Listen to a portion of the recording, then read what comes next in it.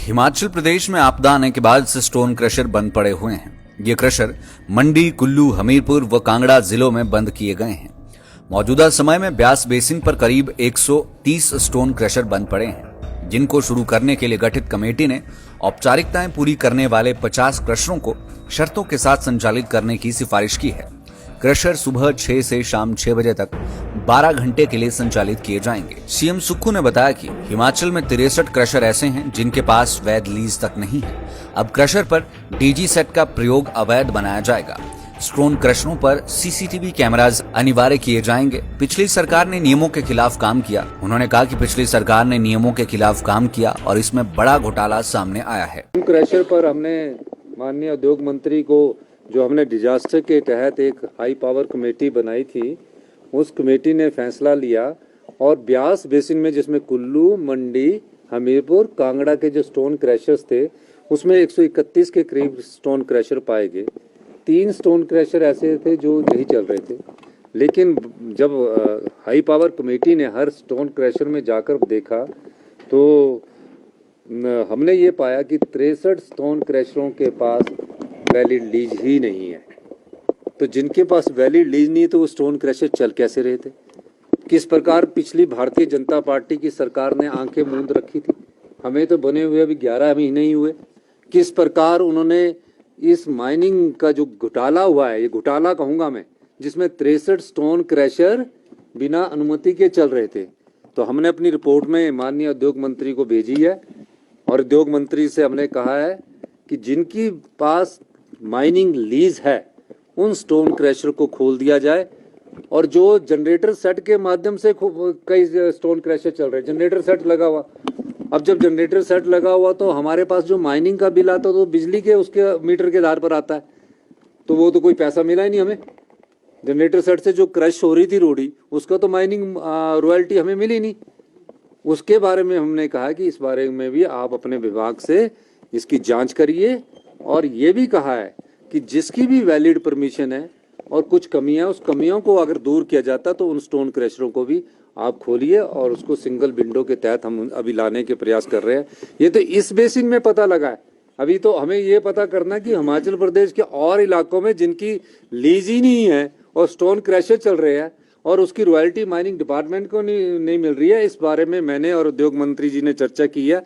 हम चाहेंगे कि जिन्होंने भी माइनिंग की है, चाहे वो कैप्टिव वाले हैं चाहे दूसरे स्टोन क्रशर है, उसकी रॉयल्टी सरकार के खजाने में जमा करवाए।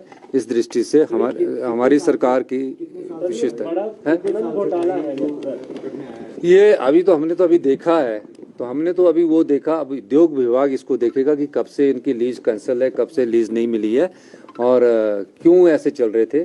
तो ये तो 4 डिस्ट्रिक्ट का है, तो हमने, मुझे हर्षवर्धन चौहान जी ने कहा कि मैं और डिस्ट्रिक्टों की भी पता करता हूं कि क्या इनकी लीज खत्म हो गई है और उस लीज के आधार पर क्या स्टोन क्रशर चल रहे हैं, क्यों चल रहे हैं। ये भी तकरीबन मेरा ख्याल है कि 50-100 करोड़ रुपए का राजस्व नुकसान तो हुआ है पिछले 5 साल में जो भारतीय जनता पार्टी।